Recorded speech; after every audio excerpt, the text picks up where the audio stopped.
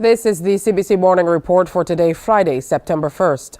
I'm Tisha Hines. Good morning. In our top story this morning, the Child Care Board says it thoroughly investigates cases involving children before taking any action.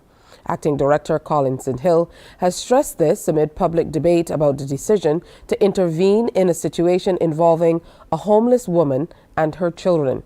The matter has been highlighted on social media, and the board has come in for some criticism as it had to take the 1- and 3-year-olds into residential care. We do not just up and take children and place into residential care unless we go through a process of trying to find family members or other persons within the community to assist in providing the care. I really cannot speak to what people might think or don't think. I'm not in their brain, but I can only speak in terms of what is the policy and the procedure of the Child Care Board and how we go about making certain decisions. We would always want to keep the mother, the father, other family members involved in any decisions wherever possible, and once we have their cooperation as it relates to children who we bring into care. So it is a process in which we go about it, and I explain that process. We investigate, we listen to the parents' concerns. It is a last resort. If there are any things that we could do to stop those children from coming into care, we will put those measures into place. We will do necessary follow-up actions with individuals. We will contact other agencies once we are aware of other agencies' involvement. Sometimes we have case conferences and so on. But if we have to make a decision there and then on the spot, and at times we have to do it in order to ensure the safety of children, we will do it. The Child Care Board official has also explained what led to the intervention. I think that we all can agree that a mother with 2 young children for any period of time staying among persons who might be homeless and on the road by the Treasury building, when we carry out our assessment of such a situation, I think we all can agree that would not be an ideal situation for children to be in. The children will be deemed at risk because persons who are homeless, we are not sure of their condition. Some might have mental health issues, some might have drug history. By the Treasury building itself, that is not a safe place for a 3-year-old to be located for any length period of time. It's quite close to the road, so when one does an assessment, it is quite clear that it really would not be a safe environment for our children to be in. As a result, we had spoken to the mother about the situation, and she would have voluntarily agreed that the children could come temporarily into the homes of the Child Care Board. We normally have a parental agreement form, which was explained to her and which she readily signed in the presence of the police officers. Arrangements would have been made for the mother to visit the children when it was convenient for her to see the children. We all would have discussed this, and once we saw the mother in a position where she can adequately provide care, housing for her children, it is a situation in which the Child Care Board would allow those children to return to the mother. Meanwhile, Permanent Secretary in the Ministry of People Empowerment, J.Q. Wiltshire, says the mother, Danae Gibbons, has indicated she's happy with the help she's received so far. There are a number of officers working with the Child Care Board who are very empathetic and who work beyond the call of children. And not only Child Care Board, as well the Welfare Department and the other entities in the ministry. And when we think in terms of the fact that as a result of the COVID pandemic, the client list at the Welfare Department has increased by over 100%. And the government has over the last few years increased welfare grants by 40%. So we have made a concerted effort to ensure that we look out for the vulnerable. But as I said, we are willing to work with any entities, any other persons out there who are willing to come in the social space to assist the vulnerable. Coming up on the CBC Morning Report, Niger's military rulers expel the French ambassador.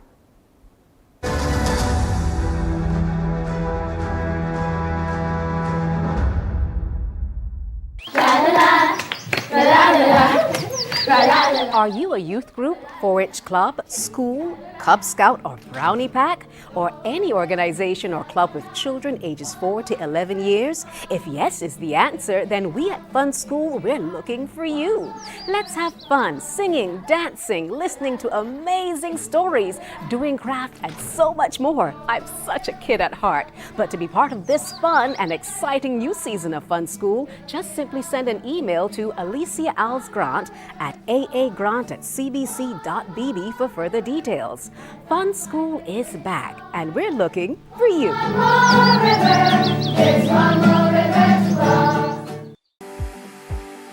For the past 19 years, QFM has been sharing with you, learning from you, and together building a community for all mature audiences.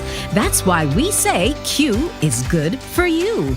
To our Q family, we say thank you for staying connected to Q 100.7 FM. QFM is a station of the Caribbean Broadcast.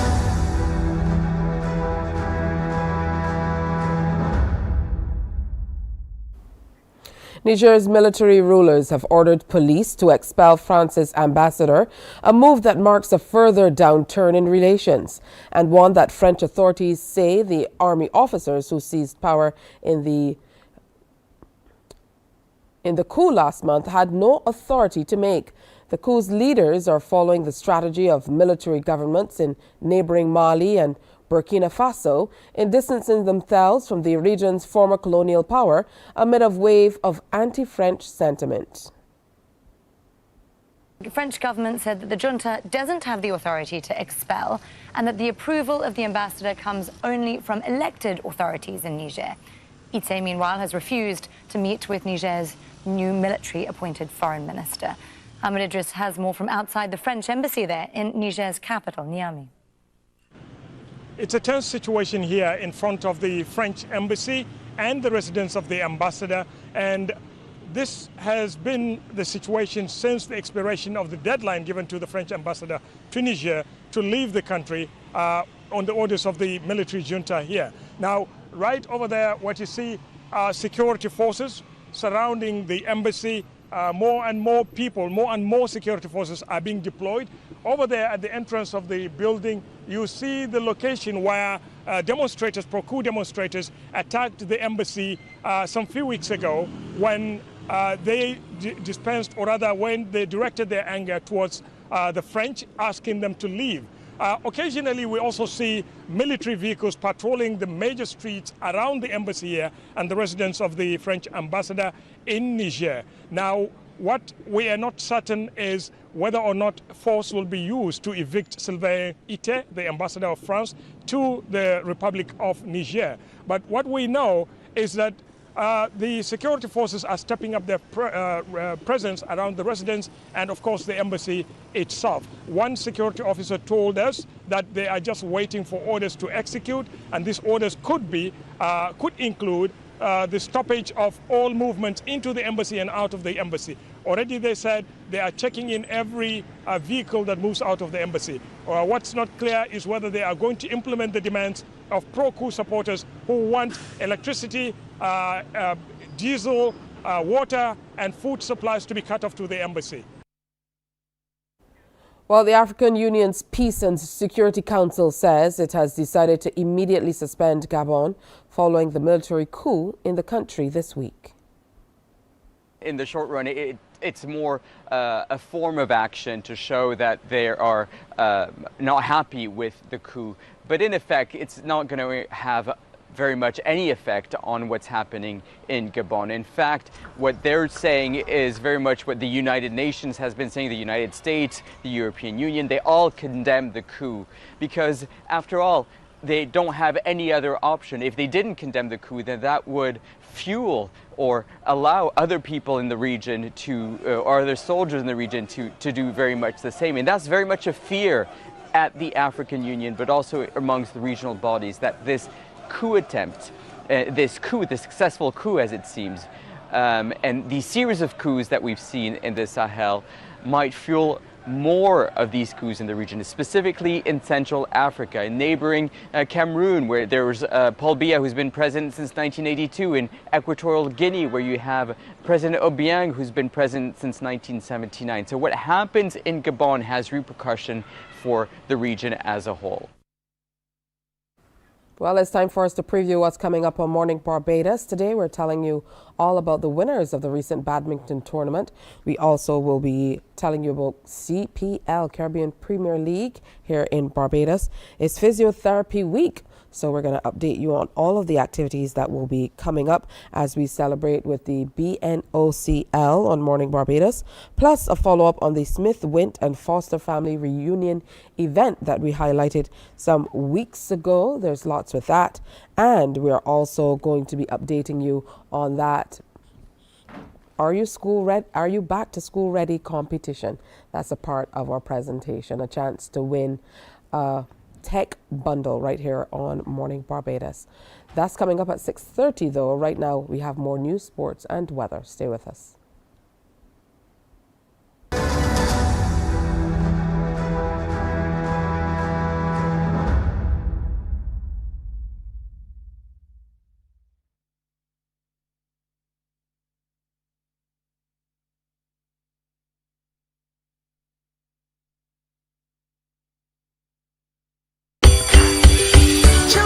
The summer holiday is almost over, but are you back to school ready?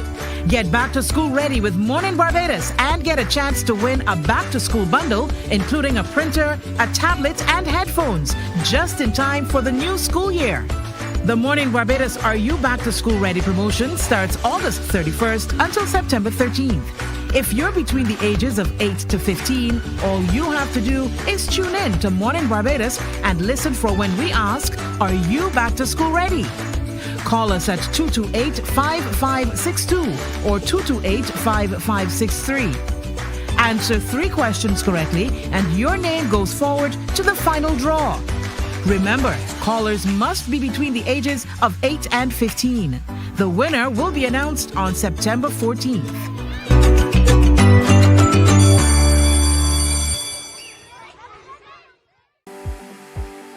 For the past 19 years, QFM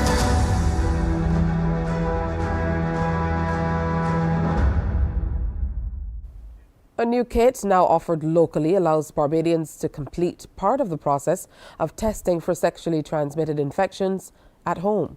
As we hear from Crystal Hoyt, people can do their own collection of the samples or specimens before sending them off to the lab for testing. There remains serious concern about the high incidence of sexually transmitted infections in Barbados. Over the years, our medical health professionals have expressed concern about the high prevalence of chlamydia and gonorrhea in our young female population. That's Dr. Lyndon Waterman, the lab manager at Bayview Laboratory, who adds that STIs can cause serious issues. Can have reproductive health consequences if not treated, so I would say that this is a cause for concern. It's against that background the lab has introduced self-collection kits. It's an effort to make testing easier and more accessible. We know that there's still a level of stigma surrounding STI testing. People are sometimes reluctant to go to their doctor. Using the self-collection kit, you do this in the privacy and comfort of your own home. There is no need to go to a doctor first, so this reduces the cost. Dr. Waterman outlines which STIs are covered in the kits. Our STI kit tests for 4 sexually transmitted infections. These are chlamydia, gonorrhea, mycoplasma, and trichomonas, whereas the HPV kit tests for the human papillomavirus, and we're able to say which of the 14 high-risk strains, that is the strains that are associated with cervical cancer, are present in the sample or not. He also explains what's included and the process. The STI kit contains a few things. This is the sample collection cup, and the sample being collected in this case is a urine sample. It contains a set of instructions, a clear set of instructions, and also a request form where the patient fills out their personal information, and a bag in which the sample collection cup is placed after the sample is collected. Okay. As it relates to the HPV kit, some of the contents are similar, but in this case, the sample is collected with a swab. Only about 2 inches of the swab is inserted into the vagina, and after that, the instructions say that it's swirled for 20 to 30 seconds, then replaced in the container, and this is what is returned to us in the sample bag. The results are available in a matter of days. Dr. Waterman says since many STIs are in fact asymptomatic, testing remains critical for detection. Crystal Hoyt, CBC News. There is still an air of disbelief in Long Gap Spooners Hill after a man was electrocuted yesterday attempting to pick breadfruits. CBC's Sharika Griffith has the details. It was just after 9 in the morning when the fire service got a call about a tree on fire and dispatched personnel. Station officer Roger Bourne recalls what happened when they got to the area. On arrival to the tree fire, we recognized that there was a lifeless body.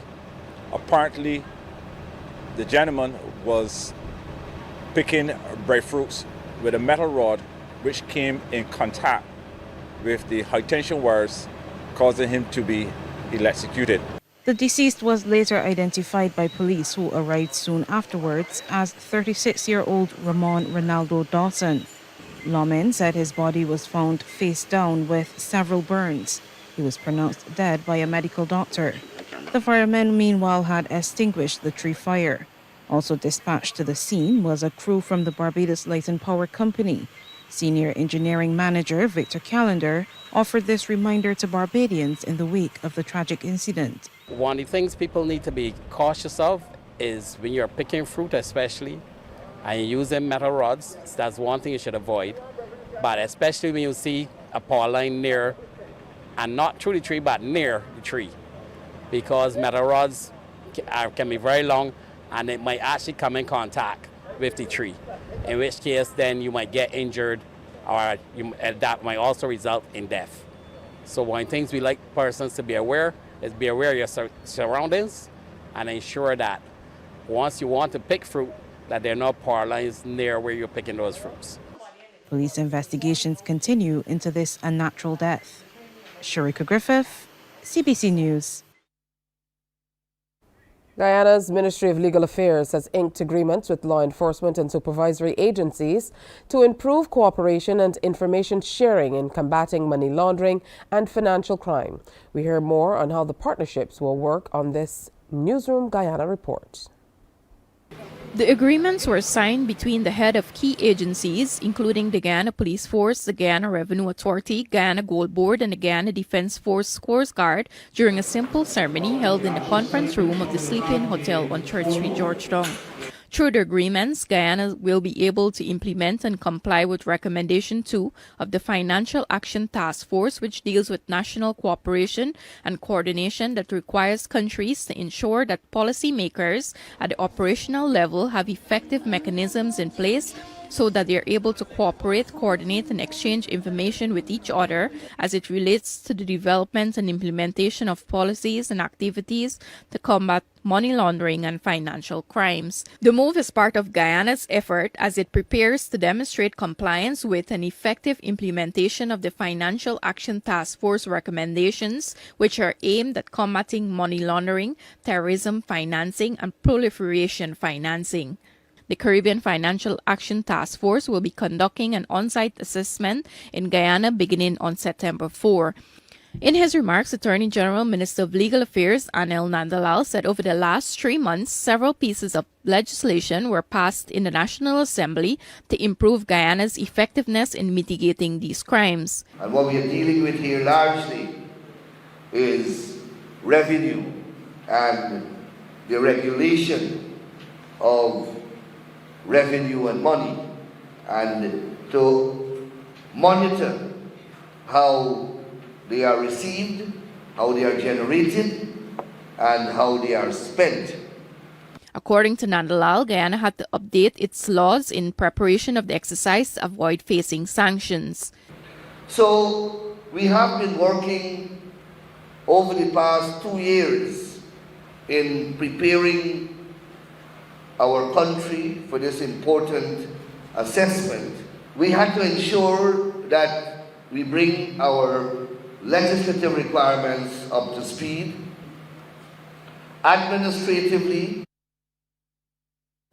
the Ministry of Education in the Cayman Islands has launched a national anti-bullying campaign. It's to ensure children learn in a welcoming and safe environment without the fear of being bullied. CIG-TV reports.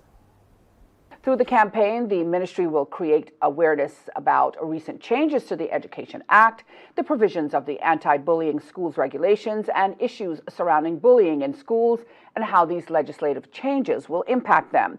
Education Minister, the Honorable Juliana O'Connor Connolly said, quote, "The issue of bullying has long plagued our schools.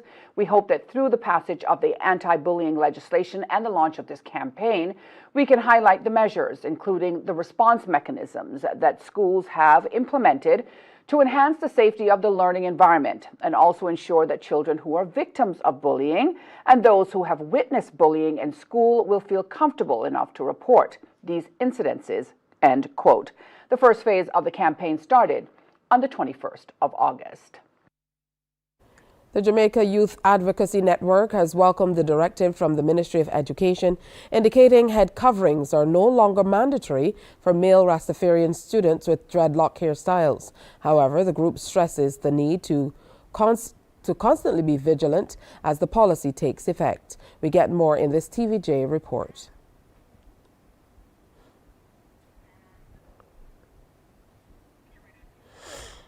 Well, we apologize for the absence of that clip. Moving on, a former leader of the far-right Proud Boys group has been sentenced to 17 years in prison for his role in storming the United States Capitol. It was part of a failed attempt to overturn President Joe Biden's 2020 election victory. Joe Biggs was accused of being an instigator in the storming of Congress 2 years ago. He faced several charges, including seditious conspiracy and interfering with law enforcement during civil disorder. Well, let's go straight to Heidi Jo Castro. She's across this for us in Washington, D.C. Heidi, as we've been saying, the sentence is quite a statement.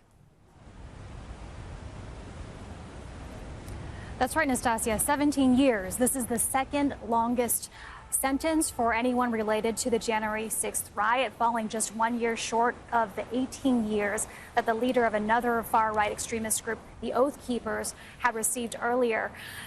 Now, prosecutors argued in this case against Joe Biggs and the other Proud Boys that they organized the rally that directly preceded the storming of the Capitol, and then that Biggs himself led the mob past barricades and into Congress, where this mob violently tried to stop Congress from certifying Joe Biden's win over Donald Trump. Now, the prosecution had asked for a terrorism enhancement for this sentencing, arguing that these actions that were undertaken were meant to intimidate and terrify the public. In the attorney's words, to force the public to accept an opposing political view, and no different than bombing a building. Well, the judge today appeared to agree because the sentence is more significant than it would have otherwise been without this terrorism enhancement. The judge telling Biggs that this riot broke the American tradition of a peaceful transfer of power. Now, that was despite Biggs' tearful testimony in court saying that he had made a mistake, claiming that he wasn't a leader of this riot and that he was, quote, in his words, seduced by the rhetoric, and that he took these actions to cope with his personal problems. Now, this is only the first of several sentencing resulting from these Proud Boy trials. In fact, another is happening in this federal courthouse behind me as we speak, with 3 others scheduled before the end of next week. On to sports. Barbados Royals have won their second match in the Republic Bank CPL, defeating Jamaica Talawas at Kensington Oval last night. Batting first after being sent in, the Talawas posted 160 for 7. Shamar Brooks led the way with 78. That included 7 4s and 4 6s, while Jason Holder had an impressive spell of 2 for 19. Royals then paced themselves and reached the target at 161 for 4 off 19 overs to win by 6 wickets. Player of the match, Alec Athanzi made his first CPL half-century, scoring 76 with 7 fours and 3 sixes. Royals remain in 5th place, but they're one of 4 teams on 5 points. St. Lucia Kings lead on 6 points, followed by Guyana Amazon Warriors, Trinbago Knight Riders, and the Talawas. St. Kitts and Nevis Patriots are 6 on 2 points. Today is an off day in the CPL. Meanwhile, Barbados Royals won an exciting match last evening against Guyana Amazon Warriors as the Women's Republic Bank CPL began at Kensington Oval. Batting first, Warriors posted an impressive 166 for 2, with player of the match Sophie Devine scoring the women's first century, 103 not out. That included 10 fours and 5 sixes. Slow delivery, flighted and well picked by Devine. Slapped wide of mid-on. There was length on that delivery. Well, not like that. Very easily handled into the leg side, and it will be 4 more. Oh, they're held on this time. Big, yes, big enough. Well, the other leggy at work here, and Devine has just lifted it out of Kensington Oval. The opportunity to score. How's that? She's given her. Oh, beautiful. Straight out of the middle of the bat. First ball, it's a maximum. Oh, full toss, and she just volleyed into the onside. 6 more. In spite of that one-woman show by Devine, Royals in reply made 169 for 4 off 19.4 overs to win by 6 wickets. Gabby Lewis may have top scored with 47, but it was Laura Harris with 30 off just 12 deliveries with 3 fours and 3 sixes who put Royals on course for victory. It's time now to take a look at the weather. The barometric pressure stands at 1013.2 millibars. The air temperature is 25.8 degrees Celsius. The relative humidity is 89%, and the winds are blowing out of the east-northeast at 9 kilometers per hour. Outside is generally cloudy.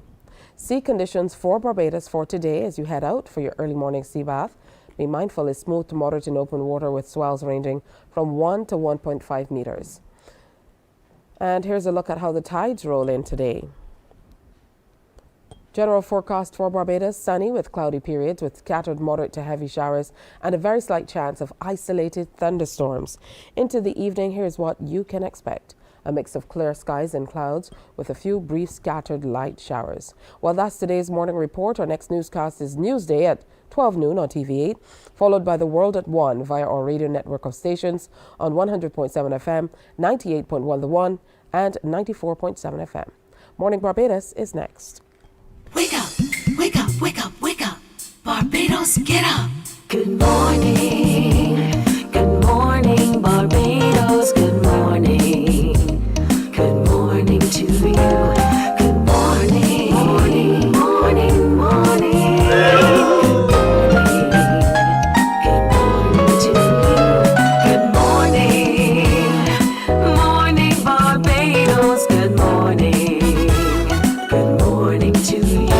Good morning. Morning, Barbados. Good morning. Wake up, wake up, wake up. Morning to you. It's Friday, September 1st. Welcome to another presentation of Morning Barbados. So good to have you with us. I know a few of you just jumped when I said it's September 1st, right? Yep, we're well into September already because before the month starts, it's going to end. You know how these days go. But a special good morning to you once again. I'm Tisha Hines. I'll be here until 8 o'clock this morning. And boy, do we have a show planned for you today. I want to start by reminding you that we are having a good time by making sure that you're back to school ready. So that's the big question. Are you back to school ready? We are giving away a tech bundle to any young person who will be able to call when we tell you so. Once I give the cue and the clue, then you get in on telephone numbers 228-5562 and 228-5563 and you have a chance to win. It is that simple. So keep on viewing, and it could be your chance. Remember, you have to be between 8 and 15. Parents cannot call. It has to be the little ones between 8 and 15 for a chance at that prize. Also coming up today, we're going to continue to celebrate with the Barbados National Oil Company Limited as they look to many, many years of serving us here in Barbados and across the Eastern Caribbean. We're going to share some really great information about them and what they're doing all through the year. We're also going to have a follow-up with the Smith, Wint and Foster family. We featured them. They had a reunion some time ago, and they're going to be here to tell us all about how that shaped up and a few of the wonderful things that came of the families getting together. Plus, the King of Cane Garden, a book that was written by one of the family members. We're going to tell you a whole lot more about that. Today we are talking CPL, and we're feeling good because our boys and girls did well yesterday. For those of you who went out and enjoyed the match last night, yeah, we saw you. And lots of others also watched online on MCTV channels 310 and 311. So if you don't have MCTV and you can't get out, here's your opportunity to come on back to MCTV and get something done. A little later this morning, we are going to be featuring the Barbados Junior Badminton team winners, and they've done pretty well. They're just back home from the championships in Trinidad and Tobago with an impressive 25 medals. So you definitely want to hear about them and celebrate with us as we celebrate with them. That's all coming up. So fun on Morning Barbados.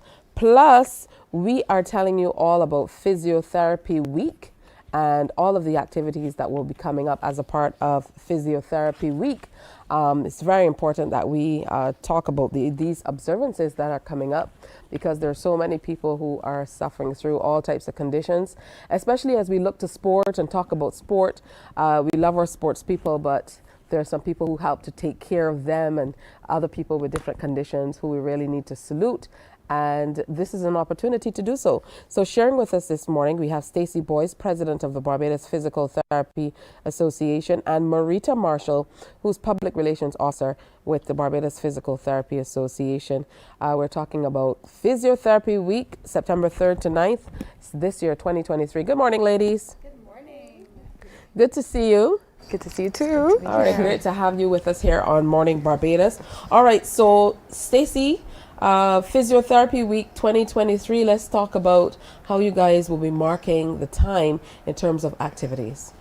Okay, so Physiotherapy Week, as you said before, runs from September 3rd to the 9th, and every year we celebrate during this period. So this year we start off with our church service at the Mount of Praise Western Holiness Church at 8:30, and then on Wednesday we are going to have an open day at the hospital at QEH, where we will invite the staff and the public to come and hear about arthritis, learn different ways to manage the condition, to prevent it.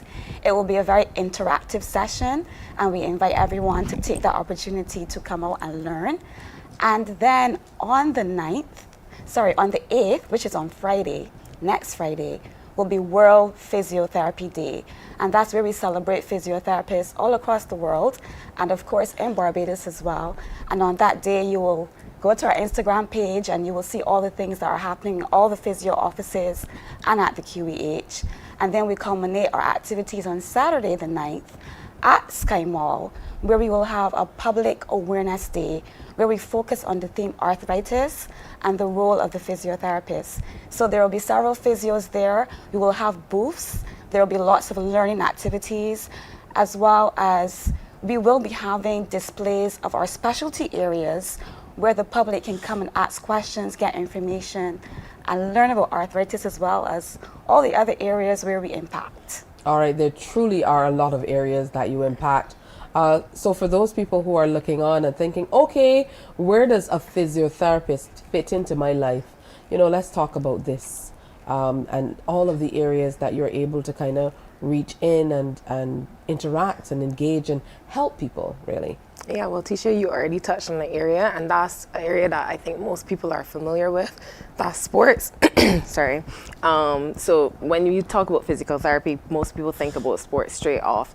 But there are a lot of other subspecialties and areas that we work in, including cardiopulmonary, orthopedics is another popular area, neurological, there's pelvic health, women's health, there's hydrotherapy, there's gerontology, which is geriatrics. I mean, we could really go on and on and on. Almost every area a physiotherapist can help, right? And we want to encourage people or let people know that it's not just when you have an injury or an illness that you can come to physio. You can book an appointment. We are qualified to assess and diagnose and treat many, many, many, many conditions. So, you know, in your interactions with your doctors, you can just ask, you know, maybe, can I get a referral for physio? Is this something that physical therapy can help me with? Yeah. I know in we talk a lot about non-communicable diseases and things like that. And even as people rehabilitate after, you know, incidents of stroke or what have you, then for a lot of people, that's where they where the rubber meets the road, so to speak, where they can kind of relate to talking about going into physiotherapy, or if someone has an accident. Yeah, you know, exactly. So as you mentioned, there's so many areas. There are a few that I've not heard about before, so I definitely am going to be delving in, but I'm sure with these activities that are coming up over the next few days, that we're going to have an opportunity to learn a lot more about what you do. You guys are kind of on the fringes, if you don't mind me saying, of all that's happening, but really helping to keep people kind of in check, keep their bodies in check and stuff like that. Why do you believe there's the focus on arthritis this time around? Well, we usually follow the World Physiotherapy, and that has been the theme for this year. Arthritis, varying forms of arthritis, not just osteoarthritis, but rheumatoid arthritis, juvenile arthritis. And so that's where we're going to head down as we follow World Physiotherapy. And the prevalence of arthritis in Barbados is actually rising. We're seeing many areas or many persons who are having arthritis, not just elderly people, but younger people as well. And we were talking about sports, and a lot of athletes, especially who do high impact activities, tend to develop arthritis earlier as well. So we want to help persons understand the condition, how to prevent it, how to manage it. With elderly people, what they tend to do, especially when they get the pain, is to stop moving. And I don't know if you were to walk around. As physios, once we are out, we start to look at person's gait pattern, and we can say that person has arthritis or they're having some form of pain. So what we want to do is to let people know you don't have to live with your pain, you don't have to stop moving, but there are ways that we can help you to continue to move with exercise so that you still have a good quality of life after a diagnosis of arthritis. All right, definitely some very, very interesting stuff. For me, when you started talking about, you know, what you do and what you see and things of that nature, I thought of all the people who think they're doing their bodies good by getting out and running on the roads and stuff like that, when you talked about the impact it can have. And particularly we see a lot of people, a lot of our Barbados aging population, these are the people who want to get out and exercise. I know that you mentioned, Marita, that you know, you don't have to wait until you're not feeling well or there's something going on to come out and have a consultation. So it sounds to me like it might be a really great idea to get into your physio even before you start an exercise regimen. Yes. Are these services that you offer as well? Yes, definitely. So for persons who are new to exercise, for persons who may be on a program already but, you know, want an assessment to see how they're doing, if they need any exercises that could progress or a new program, or they might be feeling a little niggle or some kind of like tightness or something doesn't feel quite right. We can assess them and see where the problem might be coming from, and then give them yes, and then give some advice on what to do, how to manage it to make sure that it doesn't become any worse, and give you exercises for persons who are new to exercise. Especially, we encourage them to just reach out, because you know some persons don't like to go to the gym, but they do want to begin an exercise program, and that's an area that we could definitely help by starting them on the right exercises and knowing how much to do and when to progress. Yeah. That's truly excellent. I saw you nodding in agreement, so I know you have something to add there. I just wanted to say here that physiotherapy is not just curative, but it's also preventative. Yes. If you come early enough, the physio can advise you on the correct exercise routine. No, we're never saying don't exercise, because we believe in exercise. We think it's essential, it's important, it's necessary. But we can tell you how to modify based on your condition so that you keep moving, because the benefits to exercise and moving are innumerable. It's true, and there are many people out here who they kind of have to alter their exercise routine. There's so many people who say, you know, I was on a strict routine, and then because of an injury, you know, it causes them to kind of fall back. Exactly. And then, you know, they're at bones to kind of get back on that routine. So it can be challenging. And sometimes the conditions that are self-diagnosed. Yes. Google, Dr. Google, Dr. Google. You know, or somebody says, you know, that sounds like X, and it becomes X. So it's a really great idea to really get into what's happening truly and be able to utilize these services that have been available here in Barbados for a long time, really, but people only think about in terms of curative, like you said, not necessarily preventative. So that's a really great place to start and a good way to think about it as well. What are some of the areas, though, that that you really want to kind of dispel myths, maybe, with all that you'll be doing during this week of activities? Because with every profession, there are usually things that, you know, a few old wives' tales and things like that people tend to shy away from or run away from.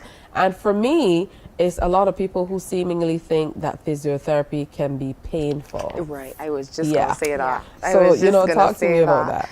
Okay, so where do I start with that? I mean, some people will say, well, I am in pain, I can't make my appointment today, but that's the head time. You need to show up for your appointment, because that's our primary goal, you know, to help you get rid of pain, or to help you lessen that pain, manage that pain, and teach you how to manage that pain. Because for many of these conditions, I'm not saying that your pain is going to go away all completely forever and ever. Saying some instances pain will flare up, but that's part of physio education. So we teach you about your condition so you understand what's happening with your body, and then we teach you how to manage your symptoms, right? So that if it comes out in future, you know exactly what to do and you know how to manage it, right? We're always there, yes, but we teach you, we try to educate as much as possible. Now, yes, there's some instances where physical therapy will be a little bit painful, but necessary, right? So, you know, good pain, if I could say that, I don't know, you know? It's like a process. Think of it as a process towards healing and towards your rehabilitation. And I mean, we're, you know, we educate, we're gentle, we explain, and once you understand and understand that it's a necessary part of the process to get to where you need to get to, then it's okay. Like for me, though, if I have something going on, rest assured that when I finally decide I'm going to the doctor, it's all good. It's almost like I was making it all up, and I think for people sometimes that happens. But it's wonderful that you're having this week, that you're looking at arthritis. I took particular note of the juvenile arthritis. I think that's very interesting, and that's a conversation that we really should look into having. But it's great to have you here. Congratulations on celebrating your physiotherapy week, September 3rd to 9th. A repeat of the church service comes off on this Sunday, September 3rd, 8:30 at the Mount of Praise Wesleyan Holiness Church. Then there's open day at the QEH, September 6th from 12 to 2. World Physiotherapy Day is September 8th. And there's Public Education Day at Sky Mall from 11 to 4 o'clock. And which day is that? That is the Public Education Day. Is that also September 8th? That's on September 9th, on the Saturday at Sky Mall. So we're looking forward to members of the public passing through. We want to educate, we want to empower, and we want you to come out, ask your questions, meet with your friendly neighborhood physiotherapist, because there are several areas that we are into as well, which will be on show, like lymphedema, vestibular rehab, pelvic health, there's so many areas. So don't feel you have to suffer in silence. If you ask, maybe your physiotherapist can help you. All right, good stuff. She told us that we can come on back. That's exactly what we're going to do. We're taking you up on it. I mean, after all, we have to. Yes. All right, so thank you so much, Dr. Stacey Boyce, President of the Barbados Physical Therapy Association, and Marita Marshall, who is Public Relations Officer with the Barbados Physical Therapy Association as well, talking about the week of activities coming up from the 3rd to the 9th. Make sure you get out and be a part of it. Now we're going to take a break and come on back on Morning Barbados. When we come back, we're talking about the Deaf Heart Project. They have a huge announcement that you won't want to miss. Stay with us. Morning, morning, morning. Good morning. Good morning to you. Are you a youth group, 4-H club, school, Cub Scout or Brownie Pack, or any organization or club with children ages 4 to 11 years? If yes is the answer, then we at Fun School, we're looking for you. Let's have fun singing, dancing, listening to amazing stories, doing craft, and so much more. I'm such a kid at heart. But to be part of this fun and exciting new season of Fun School, just simply send an email to Alicia Alves Grant at aagrant@cbc.bb for further details. Fun School is back, and we're looking for you.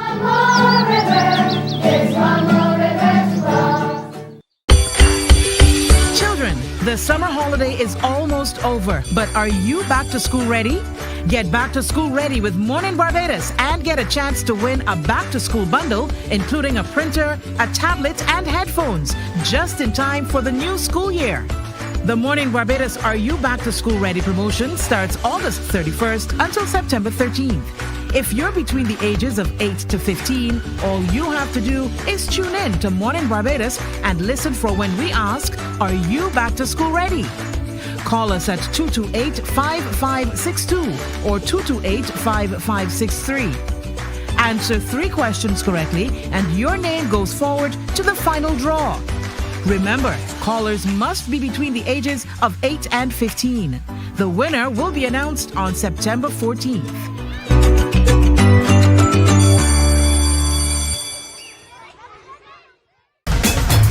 Morning, morning, morning. Good morning. Good morning to you. Welcome, welcome, welcome back on this Friday. It's kind of like the end of the week, but then it's the beginning of September too. So that's like weird, you know, especially for people like me. I know there are lots of people like me can't start something on the 14th of the month. You need like, you know, a good round number to start. So like the 1st or the beginning of the month. Yeah, but when you have a week ending and a month starting at the end of the week, it's a little weird. It's a little weird. I'm sure you'd agree. Don't forget, we have those that bundle coming up for grabs, so make sure you listen out because we want to know if you are back to school ready. So we have some fantastic news to share with you this morning, and I'm so happy to welcome Shay Greenidge back to Morning Barbados. She is founder and chairman of the Deaf Heart Project. Good morning. How are you doing? Good morning. I'm doing really well. And just like you, the beginning of a new month, and I'm super excited because of what it means for me and my community. So September is huge for us. This is when we celebrate International Week of the Deaf, and we use the entire month, generally speaking, for deaf awareness. That's wonderful stuff. Talk to me about your particular work in this area. Well, we started couple years ago. We're still a young organization, but I have a really strong team. I want to say a very good morning to my team as well. Alicia, Hurley, Enya, Sky, Ralph, Maud. We've been working really hard and very diligently. It's all about access for us. Access to opportunity. We work in education. A lot of our projects are very educational. They're cultural as well. And we're working on really promoting more employment opportunities, empowerment with entrepreneurship in particular, and increasing their capacity to earn. So our work is pretty broad, but awareness is a big part of that. And so that is why September is so special for us as well. Absolutely. I know everything from education, like you mentioned, to employment and healthcare are some major challenges that the deaf community really need to kind of shed light on, so people understand that because you're deaf, it doesn't mean that you're incapacitated in other ways. You can't do other physical jobs. It just means that you need an opportunity, which means people are going to have to open their minds and learn a little bit about how they can engage with you. That's all it means. So I know that's all you're asking. But even though you're a relatively new organization, you are certainly making inroads, not only for Barbados and the region, but around the world. So let's go ahead and make this announcement today. Well, this is very exciting news that we've had for quite some time, and I felt like the moment we share it, we need to share it with our friends at Mornin Barbados. So you guys are the first ones we're doing this with, but we've recently been selected by the World Federation of the Deaf as the newest members. And what that means for us is that now we have this support. The World Federation of the Deaf is a UN-supported organization. They support 70 million deaf people and others around the world. They have 133 countries membership. And this is the first time not only for Barbados, but for a member from this region. So we have a huge responsibility now. We're very excited. It's going to be a lot of work because they've been seeing the work that we've been doing, and they said to themselves, well, you know, we don't have any representation from this region, this part of the world. And so when they saw the work that we do with the Deaf Entrepreneurship Program, you know, engaging with our kids club and teaching children and sensitizing them and teaching them sign language as well, they say, you know what, we have to get you guys on board with us. And we're very excited for what this means and the new opportunities this will bring, because we also felt like we need Bajan deaf people to have role models, to interact with other deaf people from around the world and not to stay in a bubble, because they're very accomplished deaf people out there. Absolutely. You know, and so we want them to be exposed and broaden their community and their horizons as well. So this is major news, and it's going to mean really great things for our community. Well, congratulations, first of all. It's wonderful to hear that you're accredited to an international level, which makes all the difference. It means that you can be seen and heard, pun intended, in totally different circles. What will that mean for this organization and, by extension, the communities whom you serve? Well, we're going to have access to a whole new level of resources and knowledge, and then the kind of support that we can have, as the Bajans would say, backative, you know, with issues that we're facing here, the struggles that they have here, there are countries around the world who have strategies to address these. And so now we can learn best practices, we can learn these inroads that can really advance the community. And these are issues that are decades old, they're older than I am. So I know that this is a marathon, Tisha. I know this is a marathon, but I've got a great team and I've got the support of the community, and I feel like that's all we need with the passion we have to make a difference. Wonderful. As we look toward the observances in the month of September, because there are various days that things will be happening, you know, I understand that there's a sign language challenge that will be going on. We do have a sign language challenge, and I'm going to challenge you a little bit this morning, Tisha. Not too heavily, but we're challenging everyone, really. And I know our partners are going to definitely support us on this. Special shout out to all of our partners this morning. Sagicor, CPDC, you all know who you are, and we appreciate you so much.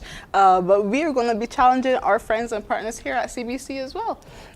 So we do this sign language challenge every year. This is something that comes out of the World Federation for the Deaf. And this year, this is going to be continuing the Global Leaders Challenge. So what we've seen Samoa, we've seen Prime Minister of Ukraine, and a lot of different leaders joining us in this challenge. So I'm going to be reaching out to quite a few ministers, and we'll see how they do. I mean, we've had support from them in the past, and it's just a really great way to teach people signs, to get them engaged, and raise that level of awareness. So our theme this year is that we want to see a world where deaf people everywhere can sign anywhere. And if we want to start taking a look at, well, where do we start with the issues and the cause that we have, is sign language, because that's their means of communication. And really, it's only a communication barrier that we face. And so having this sign language challenge opens up so many opportunities. It's so much fun. It's been growing over the years, and we're definitely here to start the challenge this year. That's amazing. How has technology been a game changer in this whole fight to really get deaf people heard, literally and figuratively? Because we talk a lot about technology, but if it is not serving our most vulnerable communities, then what's the purpose? Well, you see, COVID was an interesting time for us. I know. You know, so everything moved online, and the Zoom platforms, and that was a huge barrier and challenge for our community. Wearing the masks, it posed a challenge.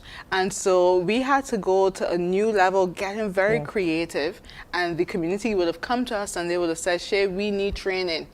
Can you help us? And so our friends at the Caribbean Policy Development Center, they gave us a grant to do training in ICTs for business, and we merged training with entrepreneurship so that, you know, we're using our resources and maximizing that opportunity for our community. And you should see our members today. They have their websites created. And I mean, that process was really beautiful to see. They've registered their businesses, created their own logos, created their own websites, set up their own social media pages.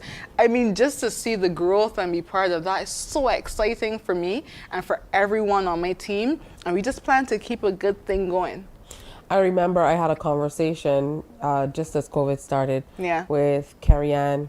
Eiffel. Our president, Yeah, and she said something. She said, for me, it's bittersweet. Because to see all of this stuff going on online, it means that there are so many other members of our community who can now work from home and this and that. But this is all we've been asking for people to do for all these years, to give people in the community an opportunity to be able to work, even if it meant doing remote work. Yes. And it took for the world to shut down, where everybody was incapacitated in that you couldn't leave home, or you couldn't move around as freely as you wanted to, for this to become even something that many people considered in this way.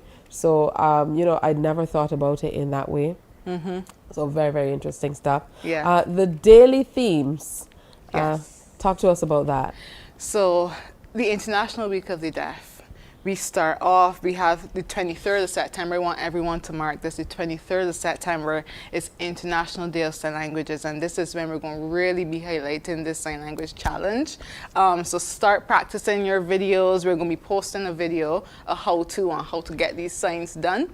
But every single day is a different theme, because there are just so many areas that need to be highlighted. We highlight children's rights. The World Federation of the Deaf has just made a declaration on the rights for deaf children and their right to education, and, you know, addressing issues like language deprivation as well. So we definitely want to make sure that every single day these issues that are highlighted will just shed more light to what's happening in the community. And that's a very big part of what these daily themes are all about. Different issues every single day. Absolutely. I want to thank you for coming in. Again, congratulations. Thank you. On that accreditation. I know how much it means. You know, this is like another level. If we compare it to a video game, it's like opening up that other level. You unlock another level. Yeah? So again, congratulations to you, Shay, and continue to share with us. We really appreciate it. The fact that when you thought about sharing, you thought about coming and sharing with the Mornin Barbados family. For sure. And we will continue to see how we can help. I know the challenge. Okay. Do you want to try a little bit of the challenge? You're going to sign. We'll be right back after this break. After this break, we're going to do a little bit of signing. No, say we'll be right back after this break. Oh, okay, sorry. So after we come back, I'm going to do this. Morning, morning, it's hard to sign and talk. Good morning. Good morning to you.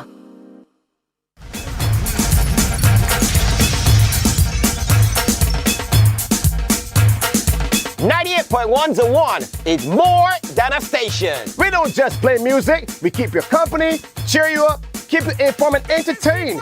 We are a vibe. What do you mean? Every day, we bring the party to you. We are your #1 party station. We love playing music for our listeners. And we're committed to working with our clients and advertisers to make sure that you get the attention that you deserve. 98.1 The One. Celebrating 18 and still your #1 party station.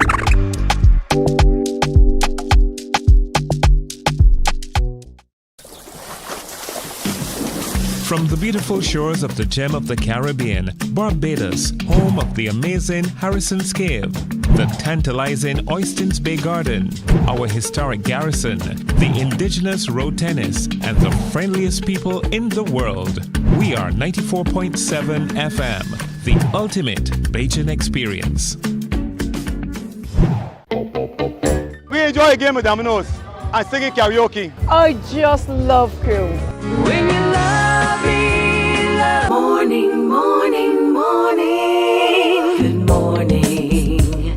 Good morning to you.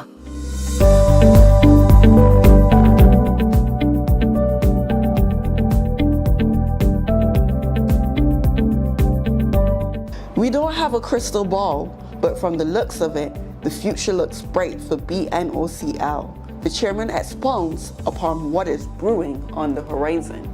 As we look to the future, they say that if you keep doing the same thing that you did, if you always do what you always did, you'll always get what you always got.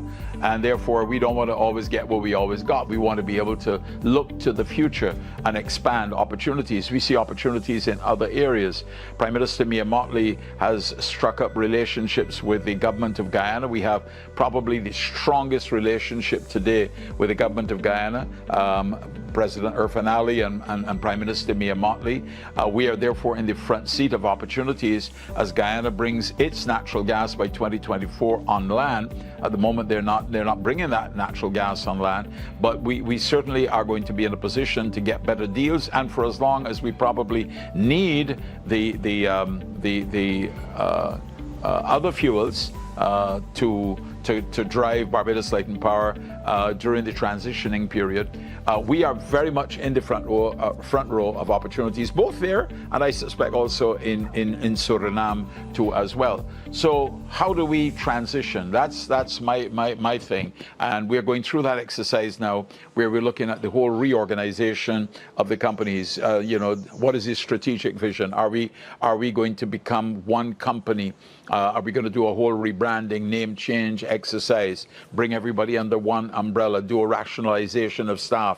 We will have skills that we will need for the future, but maybe there are also skills that we don't have at the moment that we will need as we look to go more into the renewable energy space. We would have to form joint ventures too as well. We can't do it all on our own. Joint ventures with private sector entities and other entities, external entities. But then we also want to continue the drilling program. That has a high cost to it too as well. How are we going to finance the drilling? Can we get back to a situation where we are 100% in terms of our gas needs, natural gas needs for the country? And the needs for natural gas are expanding. You have new hotels. The new hotel up at Sam Lord's Castle, that has a tremendous, that's going to be the biggest single hotel in Barbados. That has needs for natural gas. The other hotels that are being built along the south coast and up on the west coast too as well, I suspect they're all going to want to be using that cleaner energy too as well. We have to position ourselves to meet those demands and to be in a position to respond to those demands. But we also have to ensure we have the trained staff. This is a highly specialized and technical area. So we have to make sure that the people that we hire are competent people. We do have very competent people now, but do we have all of the skills that we need for the future? Do we have the financing model that we will need to be able to do these investments, to do the drilling and these other types of futuristic types of things? The wind energy, the offshore wind, the onshore wind, how are these going to play into our whole national grid? So if you talk about the future, to me, the future is rosy, but it is also a future that is fraught with possibilities for mistakes. So we have to get it right in terms of what is the new BNOCL. And notice I said new because I believe that the old BNOCL will serve us only so far. but I think that a new BNOCL has to emerge in order to take advantage of the opportunities to respond to the global changes, the transition from fossil fuels, which we are largely dependent on at the moment. So I believe that a new company, whatever that company emerges as, and I suspect Barbados National Oil Company may not be the appropriate name, because you can't be an oil company if you're not really in the oil business per se. But there's always going to be some element. I don't think you're ever going to be completely out of oil. I think there are some things that will still require, certain types of traditional energy products to be able to run on. But in the main, we want to see some transitioning to a new company.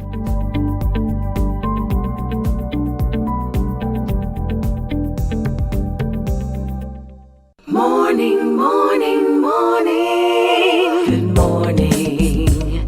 Good morning to you.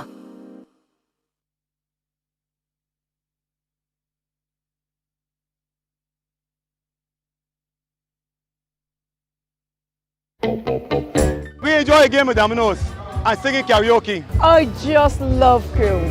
When you love me just a little bit longer. You get to relax and have a drink and listen to some nice music. It's something different. It's spectacular. It's fabulous. It's a different feeling altogether. I never feel so good in a party yet. Follow me to Q in the Community this Thursday. So good in a party yet. You know why? It's summer vacation, and CBC TV8 says laugh a little. Your mid-mornings have now included some family-friendly, side-splitting series like The Partridge Family, Benson, and Designing Women. TV not to be missed this vacation. Weekdays from 10 a.m. on CBC TV8.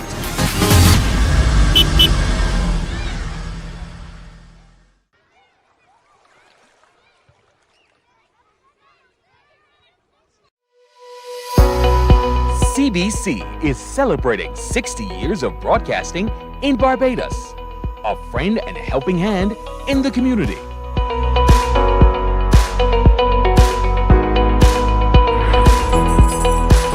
Morning, morning, morning. Good morning. Good morning to you. Good morning to you indeed. So a few weeks ago, we had a family on, and they were inviting a few other relatives to be a part of what they were doing. They were members of the Smith, Wint, and Foster family, and they had a big reunion event. So we told them, hey, when everything pops off, come back and share with us and let us know here in Morning Barbados how everything went. So Mr. Andrew Johnson and Mr. Kenneth Smith, he was the organizer, and they're back to share with us how everything went. Good morning, gentlemen. Welcome. Good morning. Good morning. Thanks for having us. Thank you for having us. All right, fantastic stuff. Kenneth Smith, how did it go? Did you meet a lot of relatives that you didn't know about? Talk to us about the activities leading up to, and then the actual major events that you had as a part of the reunion as well. Well, good morning again. Thanks for having us. It exceeded my expectations. I knew a lot of work went into the process. The family members worked really hard.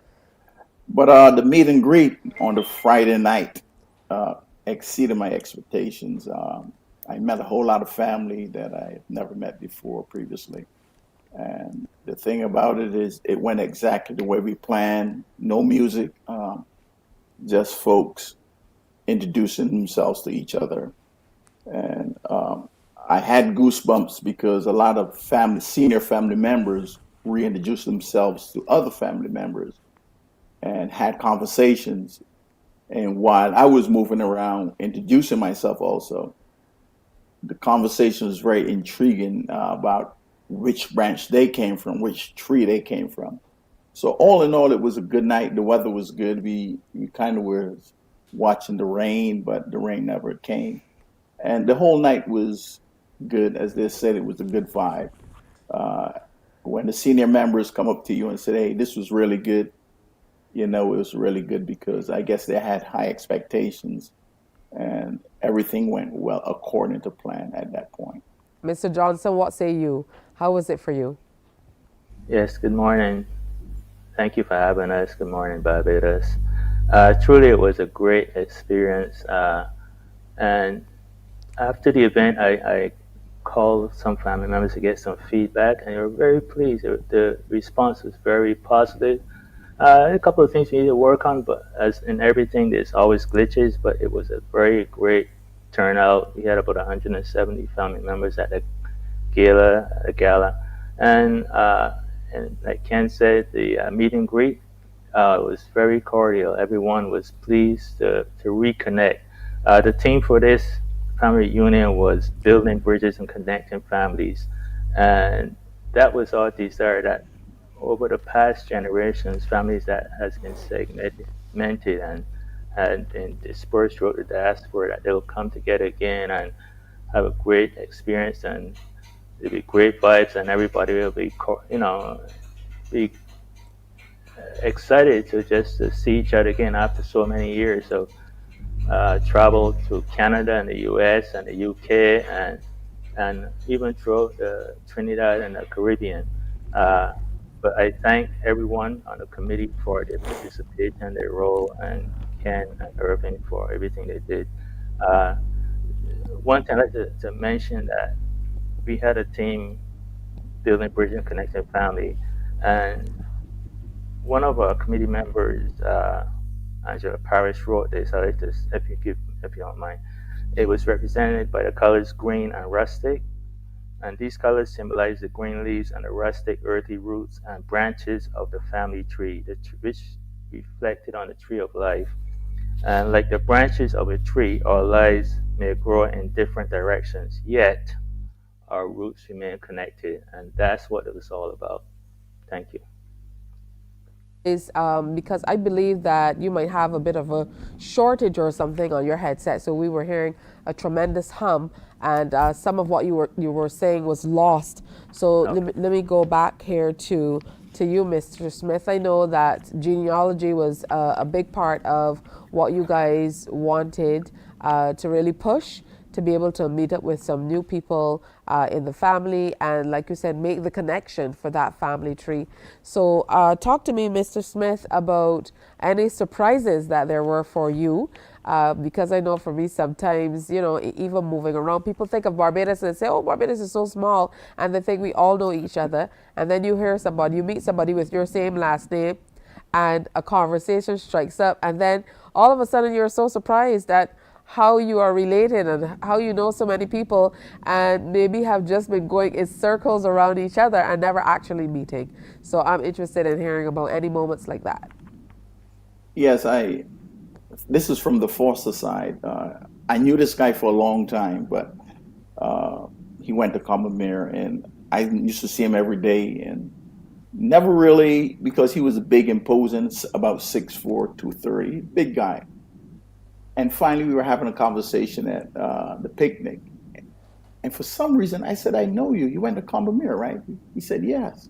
I said, oh.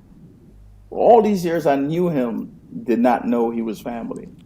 So again, basically what you're asking about is these are the connections. I also met a lady that I used to see in passing as a little kid because I left a long time ago, and finally realized that she was family. So the thing is that connection was made on both sides, and because there were like 5 different family trees there, and the thing is that when you see folks sometimes, as they say, Barbados is a very small place, so most people could be family. So that was one of the things that I took away from it. Well, that most certainly is not anything that we want to hear, but it most certainly is true.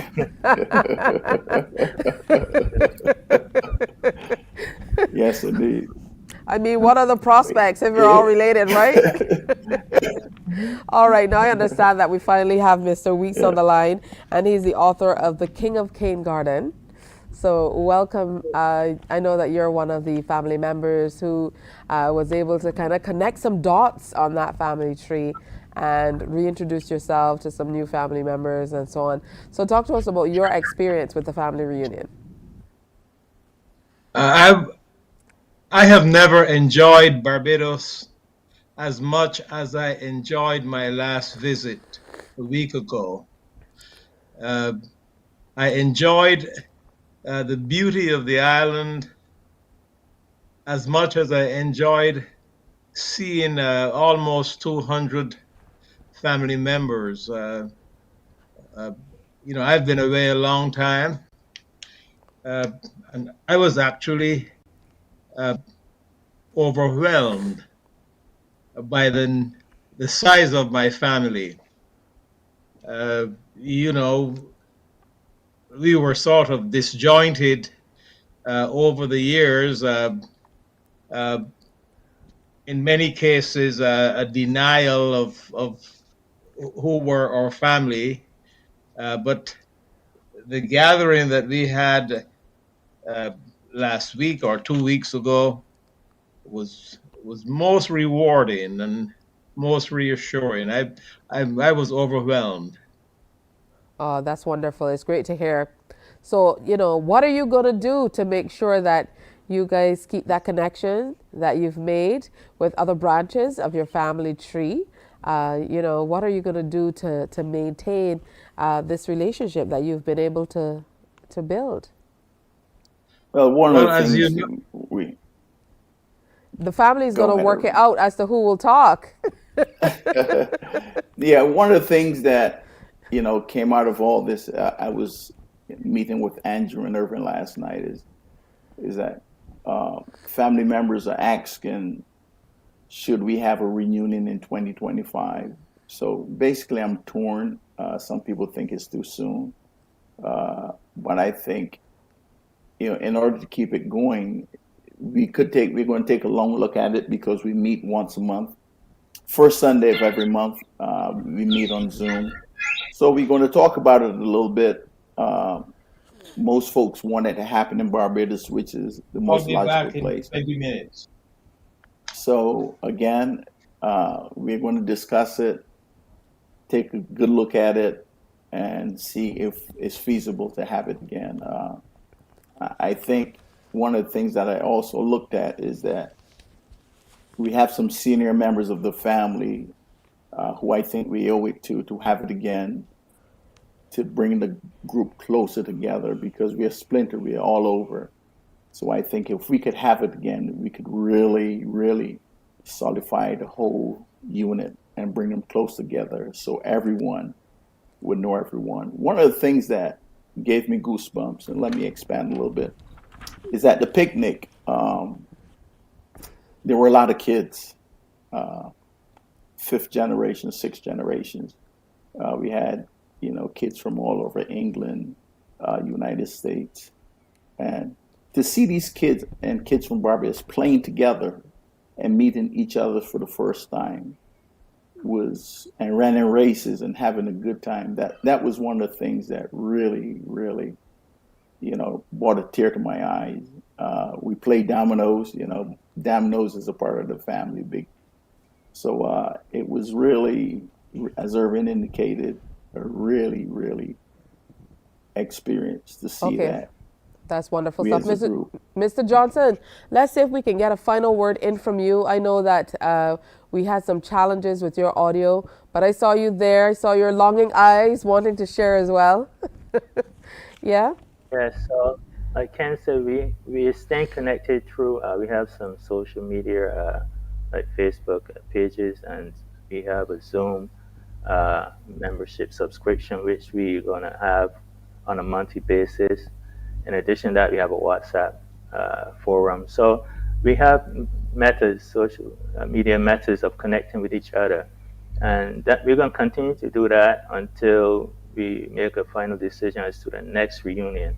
But I tell you, with this reunion, there's been so much anticipation about the next one that we're definitely going to have it. I guarantee you. So many people has joined us. one of our senior members, speaking of senior members, one just was present was 103 years old at the time. That was John Foster, and as we speak today, he's 104 years old. So for him, this was a milestone. This is something that he has mentioned to his children that they should do. So just us coming together for this event, I thank God for the opportunity to give for each and every one of us to come together. And people travel from, like I mentioned earlier, as far as the UK to Canada and throughout the diaspora. And we are looking forward to the next event and exciting things happening and even greater connectivity. I mean, I'm looking forward to finding out more stories about the family. So with that being said, I say one love, one family, up and on. All right, good stuff. You had to get that comment in there, right? Up and on. All right, so Mr. Weeks, the King of Kindergarten, I know that the book was going to be central to what you were doing as well. Talk to me about how that shaped up in sharing that particular book, which also had stories integral to all that you were doing here. Well, the attendance at my book signing was very strong, and I've been to several books in different parts of the country and the world, but I never saw the camaraderie that I found at my book signing in Barbados. And I write constantly, I blog, and I promise to do things in the future in my writing that will bring the family together. I don't know. I believe that my blogs are well read, but I have the unique opportunity to write about things and to write our history, maybe. And so that's going to be my contribution. But I say again that the spirit and the acceptance that I found in my homeland was far greater than I found in my travels. I suppose that is how it should be, but I was really overwhelmed, really moved. I was particularly impressed with the reporter who covered the occasion. You know, his comments were very fair and very objective, and his use of the language was impressive. And so I thank you all for the reception that we all got. Oh, excellent. I want to thank you so much for following up with us on the Smith, Wint, and Foster families who came together just a few weeks ago here in Barbados to rediscover each other and meet new members of the family as well. I wish you the very best, and I'm sure that all you're doing will keep you connected for years and years to come. Thanks for sharing, guys. Thank you for having us. Thank you. Thank you very much. All right, good stuff. That's what it's all about, right? Figuring out family. And I know the archives department, they're doing a lot of fantastic work. If you've never taken a trip down to the archives department, you really should. You probably will learn some new things that will really open your mind to the possibilities of what your ancestors were up to, and maybe not even generations so far removed. So make that your next thing to do as a family event or maybe on your own. Hey, coming up, we're going to tell you about what's happening with the big winners in badminton. That's next. Stay with us. Morning, morning, morning. Good morning. Good morning to you. It's Match Day Live from the 246 with host Damian Best. Your all-access pass to the action happening in the BFA Premier League and beyond. Every last Monday of the month on CBC TV8. Kickoff time, 8:30 p.m. with analysis from our panel and highlights of the top performances. You can weigh in on the discussion via WhatsApp on 228-5562. It's Match Day Live from the 246. Don't you miss it.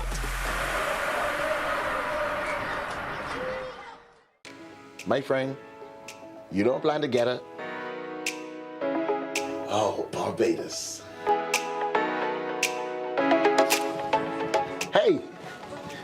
I'm KB Clean. Join me 6 a.m. until 10 a.m. right here at 94.7, the best and ultimate Bajan experience. My show is called Bajan to the Bone.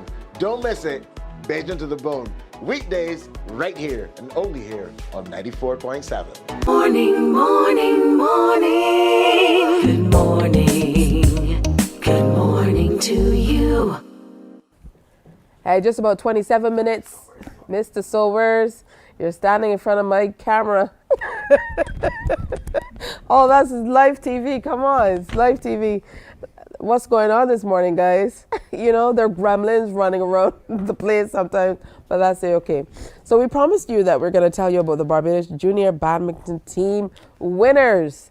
And when we talk about badminton, I would imagine that you're thinking, hey, they're going to have some grown-ups coming through as well. But no, we have some gold medalists and some bronze medalists here sharing with us. And I'm going to go ahead and introduce them. Now, Yasmin Eastman is, get this, 6 years old. She's the most beautiful, precious little one you've ever seen. And she attends Happy Vale Montessori School. She loves gymnastics, track, and she won a medal at NATSAC. She also loves swimming. You're a pretty athletic young lady, aren't you? Yes, I am. Thank you. Good stuff. Congratulations. Also with us this morning is Kamara Worms-Tull, and you are bronze medalist for the recently concluded championship. So congratulations to you as well. Thank you very much. And of course, you ladies are showing off your medals. So very, very beautiful. Also joining us this morning is Cecilia Neblit-Brathwaite. She's Public Relations Officer with the organization. So congratulations, first of all, for a very wonderful showing, but most certainly for the little ones. Talk to me about, you know, the recently concluded championships and how you guys are feeling about these massive wins from these little ones. I'm going to start with Cecilia. Well, thank you for having us again. But the recently concluded championships carried back in Trinidad was excellent. We got like 25 medals, I think. But we were really proud at shuttlers, because I am a part of the shuttlers group, you know, for these two young ladies here, because they're from our team. But we also encourage the others at the other group, at the other clubs, and we're also happy and proud about their achievements. All right, that's excellent. So let me come now to you, Kamara. Talk to me about what the experience was like. The experience was great. It was fun to get the experience of playing internationally against other countries. It was very fun being able to travel and meet new people and have a new experience. How did you get into badminton? My father, he's a coach, so I started playing when I was 5 years old, and he encouraged me to play and continue the sport, and then I started playing it professionally. All right, what about you, Yasmin? Who introduced you to playing badminton? My mommy. Can she play as well? Yes, she's a badminton coach too. Oh, she's a coach as well, so the coaches are bringing the little ones along. Was it difficult at first for you to get into playing? Not really, no. So it was pretty easy then? Yes. All right, talk to me about all these medals you have. Show them to us and explain to me, you know, what you won them for. I won first place in singles. Okay. Because I moved a person around the court. And I won my points by hitting away from the person. Okay. And with my partner, we had to make our game plans from our coaches, and our coaches said to hit to the weaker person and away from the person. And then for mixed doubles, I had to hit to the girl that was the weaker person. Okay. So you won for singles, mixed doubles, and then doubles?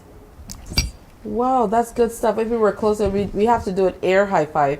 Air high five. Well, we don't actually touch, but air high five. Good stuff. That's wonderful. What about you, Kamara? What did you win this medal for? I won this medal for doubles. We played against two Trinidadian girls that beat us, but my partner was injured during the match very badly. Oh dear. So, although she was, we were still able to get some points and be able to make it to third place. All right, wonderful stuff. Again, Cecilia, you guys must be incredibly proud. And the question is, how are you able to? I know the coaches are bringing the little ones in as well, but I would imagine that, you know, once you have such young people coming in and being a part of badminton, then of course the future of the sport from here in Barbados is secure. Yeah, we see this as a developmental sport because they're all doing well in school. They're well behaved. We encourage them at every stage of their lives with the graduations. We had a birthday party for Yasmin. We are very involved with the parents. We're very involved in their education. We're very involved in their social activities. We want to make this sport a holistic, you know, we want to be as involved as we can with these kids. So I think that badminton is a really great sport that persons can, you know, be a part of. But I recognize from your last interview, I think, with the Ministry of Youth this week, we were talking about policies. Persons look at this sport as a persons say well-to-do sport, where persons that are wealthy should play, but that's not true. We have persons from all walks of life. We encourage persons from the Ross University. We go into the schools, into the communities. We're very involved, and we just want persons to just come out and join this sport. We have a club at the Barbados Community College on evenings. We have one in Searles Plantation Yard, so we're just asking members of the public to just come out and see what this sport is all about. Is that all you have to do to be able to join? Just come one evening, come or on should one we come evening, to the or go on our organization? Facebook page. Okay. You know, we have a Facebook page is very active, so you can send us a message, you know, to see which location is nearest to you, and you can just come on any evening at 5:30. And we have our rackets there. We have our rackets. We have our shuttles. And we have everything that you need. So just come out. We have our trainers. We have professional trainers as well. So just come out and just give it a chance. So we also have trainers in the schools. So you can contact one of the schools and they can provide you with that information for a trainer, and then you can come and be a part of this lovely and wonderful association. We also have adults as well.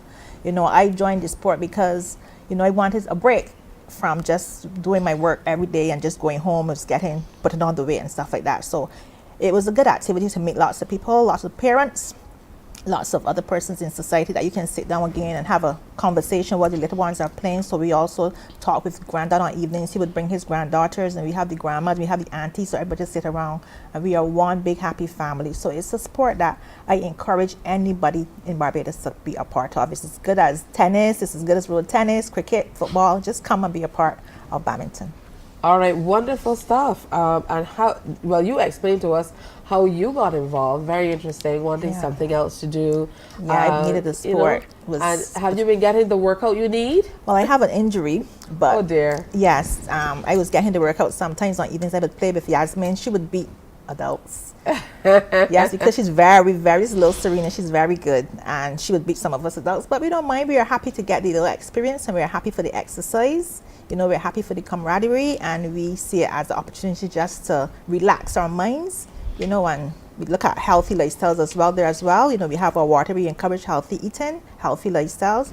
So we think that is a program that persons should take advantage of, even in the community, you know, around the area, Searles area. Now, I'm going to tell you, when I think under 11, I definitely don't think 6 years old. When I think under 11. And, you know, Yasmin, you defeated your opponents in the under 11 division. As you mentioned, you won gold. She played doubles with Jasmine Hope. Yasmin and Jasmine. Your names rhyme. And then you took silver in the mixed doubles, where you partnered with Anik Price Sudat for your silver medal. So that's wonderful stuff. Again, congratulations. What do you think about people your age playing badminton? What would you say to somebody who might be a little nervous and not sure if they might be able to play it well? What would you tell them? I would say just try your best and keep practicing until you get better, like until you could beat somebody. How often do you practice? A lot. Is that every day? Most days? Most days. Most days. but sometimes every day. Sometimes every day. You love that? Yes. Oh, that's wonderful. That's all that matters.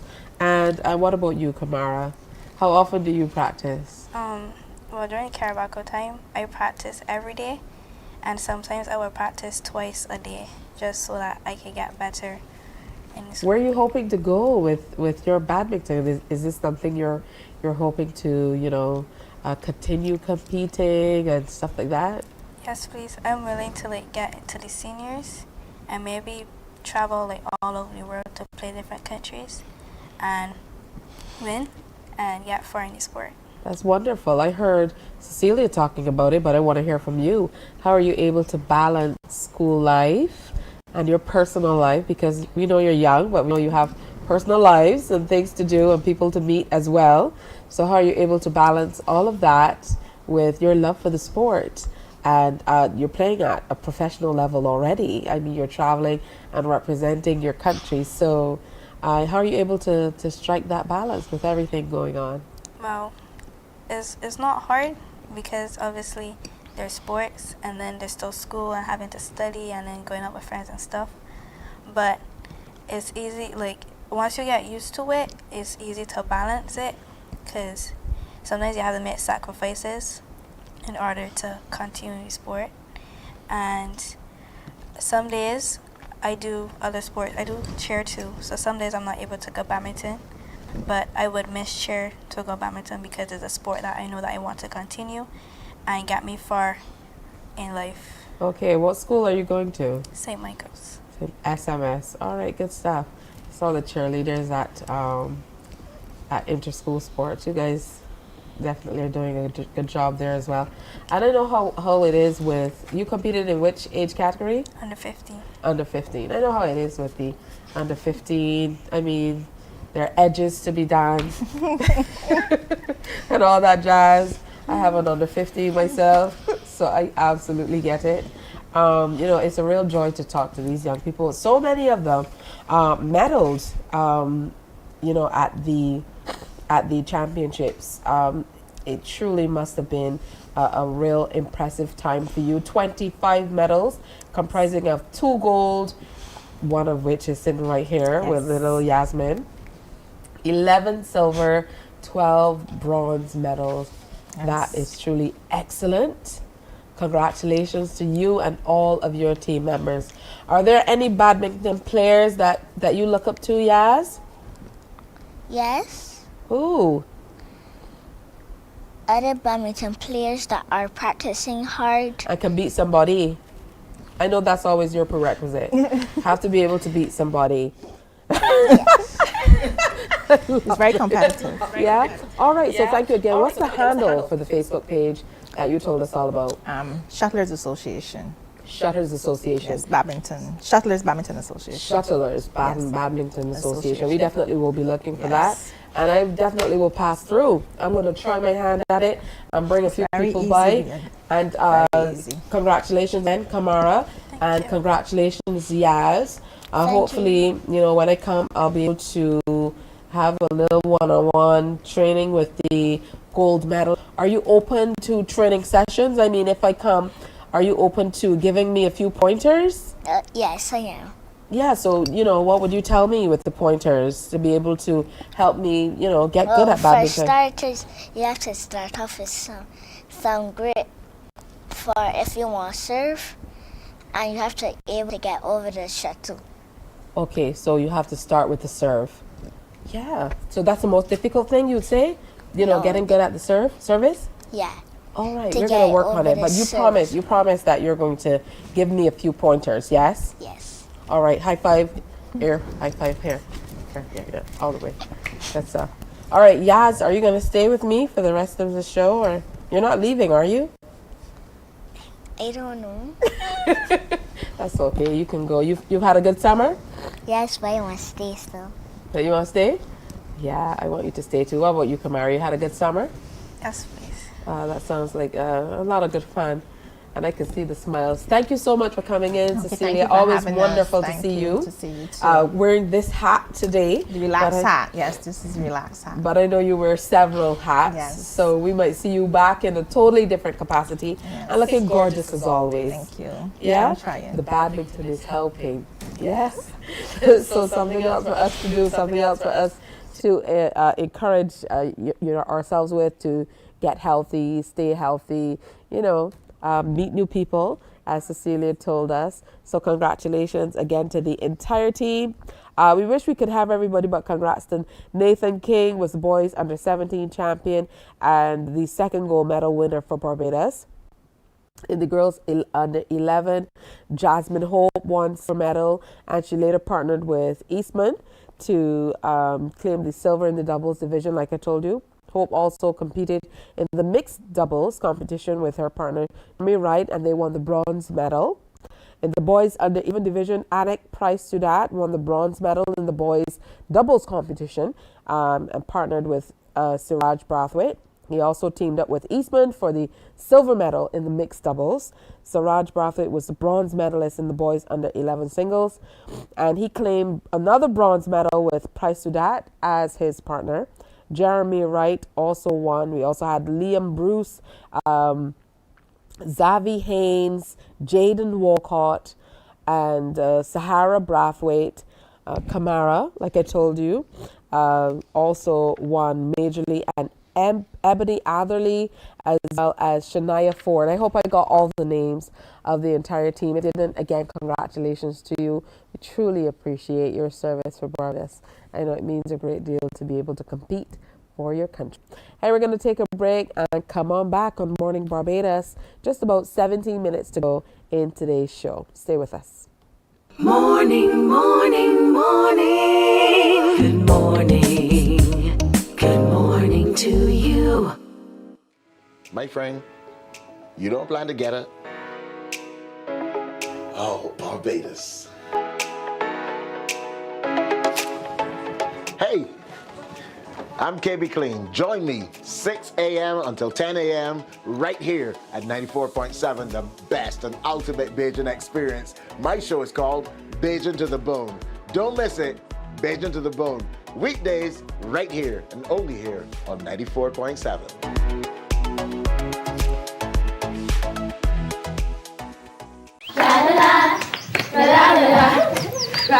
Are you a youth group, 4-H club, school, Cub Scout, or Brownie Pack, or any organization or club with children ages 4 to 11 years? If yes is the answer, then we at Fun School, we're looking for you. Let's have fun singing, dancing, listening to amazing stories, doing craft, and so much more. I'm such a kid at heart. But to be part of this fun and exciting new season of Fun School, just simply send an email to Alicia Alves Grant at aagrant@cbc. Morning, morning. Good morning. Good morning to you. Children, the summer holiday is almost over, but are you back to school ready? Get back to school ready with Mornin Barbados and get a chance to win a back to school bundle, including a printer, a tablet, and headphones, just in time for the new school year. The Morning Barbados Are You Back to School Ready promotion starts August 31st until September 13th. If you're between the ages of 8 to 15, all you have to do is tune in to Morning Barbados and listen for when we ask, are you back to school ready? Call us at 228-5562 or 228-5563. Answer 3 questions correctly and your name goes forward to the final draw. Remember, callers must be between the ages of 8 and 15. The winner will be announced on September 14th.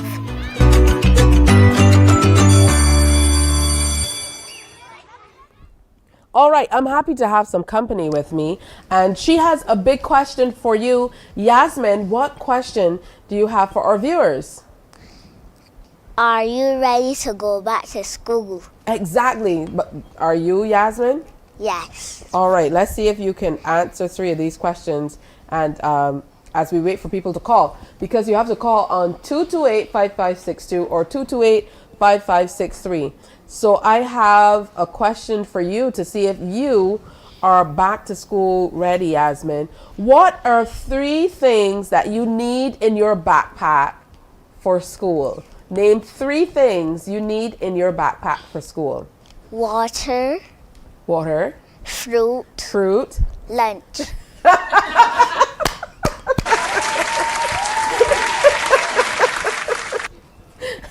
Yasmin is definitely back to school ready. High five. I was not looking for that answer. I know that you weren't looking for that answer either. Remember, you have to be between the ages of 8 and 15, and you call us up on 228-5562 and 228-5563 for a chance to get your name in that pool. What are you winning? A tablet, of course, a headset, and a printer, and that can make a world of difference for your school life. This school term as we get ready for the children to go back in. I know that university is going back in and community college and so on, but the little ones are going back in around September 17th or so on. So around that date. So let's go to the phone line. Someone is there. Good morning. Hello.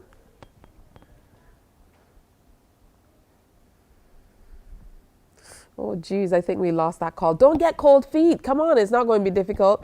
I'm not going to put you on the spot too much. As long as you're back to school ready, you will be absolutely fine, right, Yasmin? Look how easily you answered that question. Right? All right, so I have another question to see if you are back to school ready again, Yasmin. Can you name 2 different types of sports that people play at school? Badminton and football. Yay! I saw that coming. She said badminton first and football. That's good stuff. It's a good thing I have you here with me. So the question is, Yasmin, are you back to school ready? Yes. What does back to school ready, being ready for back to school mean to you though? To get ready for school. And that you are ready to do all your schoolwork. Oh, are you ready for that? Do you prefer badminton or schoolwork, or is it kind of like a mixed bag of things? Both of them? One more than the other? Mixed bag of things. She said a mixed bag of things. I love that. You are smart beyond your years. Do we have any callers as yet? You're calling me on 228-5562 and 228-5563. Now I understand that we have some older people calling. You cannot call if you're not between the ages of 8 and 15 because the questions are targeted to the little ones. All right? So you have to make sure you're between those ages. If you want the little one in your family to be able to answer, you can call up, but they have to be the ones to answer. And I know you're probably going to be heckling in the background anyway, but still get on that phone line and call us. Let's see if we have somebody there. Good morning. Welcome. Good morning. Good morning. How old are you and where are you calling me from? Calling you from Black Rock, and I am 9 years old, turning 10 in September. Oh, you're a September baby. Good stuff. And this is the beginning of your month. Which day? Yes, the 20th. September 20th. All right. So happy birthday in advance. My question to you is, this is where you ask the question. Are you ready for school? Are you? Well, are you? Oh, yes, please. What's your name? Deshaun Burgess. All right. Now, I have 3 questions for you. You're 9 years old. So let me see if you can answer these 3 questions. Your first question is, what are 3 essential items you need in your backpack for school? A pencil, a book, and lunch. A pencil, a book, and lunch. Sounds good to me. All right. Question number 2. Name 3 subjects that you typically study at school. Math, grammar, and composition. That's correct. Good stuff. Math, grammar, and composition. And your final question is, this one is a little difficult. How many days are there in a school week? 5. In a school week. 5. Yay. Congratulations. All right, so you hold on, and the producer in the back is going to take your information, and your name goes into that big old bag for a chance to win that bundle. You see how easy? So we have somebody who's back to school ready. As a matter of fact, we have two people who are back to school ready because Yasmin is absolutely back to school ready as well. Yes? Yes. Are you going to go home with me? Yes. Tell mommy bye, and yeah, we're going home together? Yes. I have a niece who is 7. Well, I have two nieces who are 7, and they'd be incredibly jealous. Yeah, they'll be incredibly jealous, but that's okay. You are too cute for words. All right, so that's it. Remember, you just have to tune in every single day. We ask you 3 questions, and as long as you answer your questions, your name goes in for a chance to win that bundle. It's a tablet, it's a printer, it's also a big headset, beautiful headset for you to wear. So a nice tech bundle as you get back to school ready. Make sure you keep on watching Morning Barbados. Hey, we're going to take a break and come back. Do stay with us. Thanks, Jasmine. Morning, Yasmin. morning. Good morning. Good morning to you.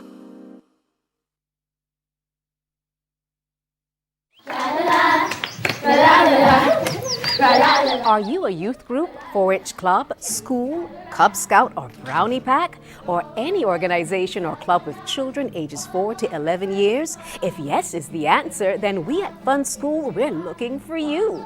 Let's have fun singing, dancing, listening to amazing stories, doing craft, and so much more. I'm such a kid at heart. But to be part of this fun and exciting new season of Fun School, just simply send an email to Alicia Alves Grant at aa.grant@cbc.bb for further details. Fun School is back, and we're looking for you.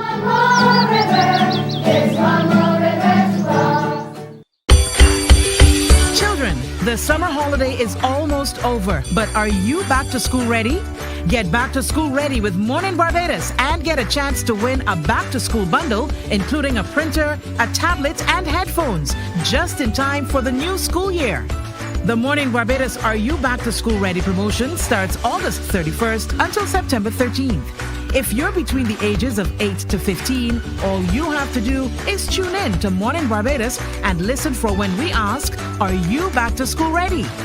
Call us at 228-55... Morning, morning, morning. Good morning. Good morning to you.